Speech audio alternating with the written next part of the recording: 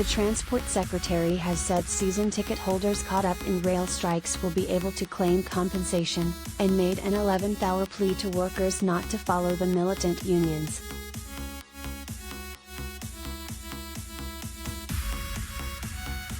Grant Shapps admitted the 3-day walkout next week is going to cause misery and said the strikes are an attempt to derail reforms that are critical and designed to inflict damage at the worst possible time.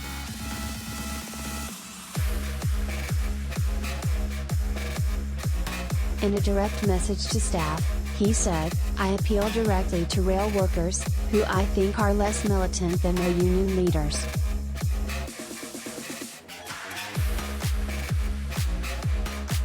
Don't risk striking. Don't risk the industry and your future. Don't risk striking yourselves out of a job. Don't pitch yourselves against the public."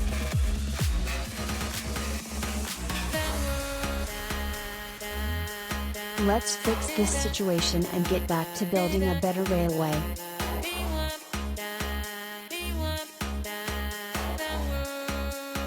Mr. Shapps said the government is planning to introduce a range of options to respond to future industrial action, including the use of agency workers.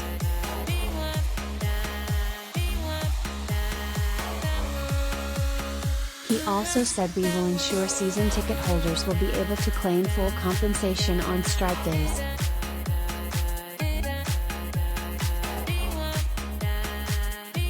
More than 40,000 staff at Network Rail and 13 train operators are expected to walk out next week on Tuesday 21, Thursday 23 and Saturday 25 of June in a dispute over pay and redundancies.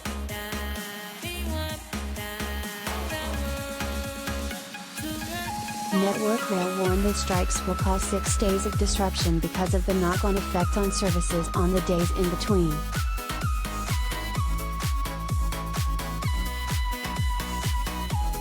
Make no mistake, unlike the past 25 years, when rising passenger demand year after year was taken for granted by the industry, today the railway is in a fight, Mr. Shapps said in a speech at a train depot in North London.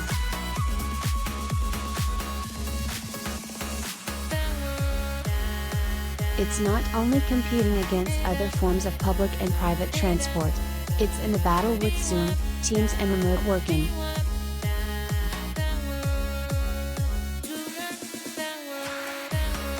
In case the unions haven't noticed, the world has changed.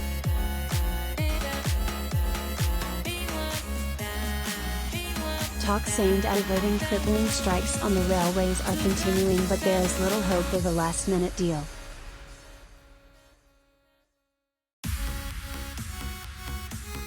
Network Rail said only around half of Britain's rail network will be open on strike days, with a very limited service running on lines.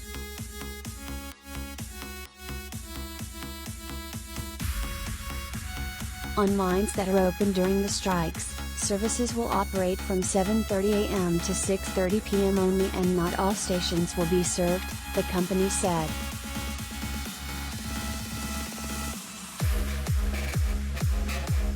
It has advised passengers who must travel to plan ahead to ensure they can complete their journeys within this window.